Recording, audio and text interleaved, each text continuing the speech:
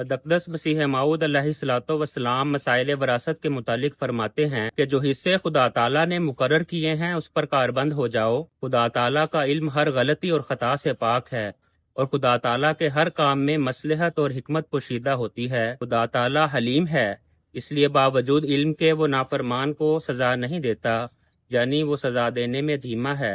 बिलाखर शरीर को वो सज़ा देता है जिसके वो लायक होता है।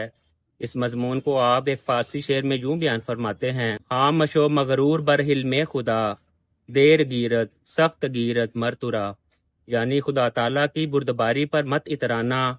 खुदा ताला देर से पकड़ता है मगर सख्त पकड़ता है। नीज़ फरमाया, लड़की चूँकि वरासत में एक हिस्सा अपने माँ बाप के घर से पाती है और एक हिस्सा अपने ससुराल से, इसलिए लड़की का हिस्सा लड़के के बराबर हो जाता है।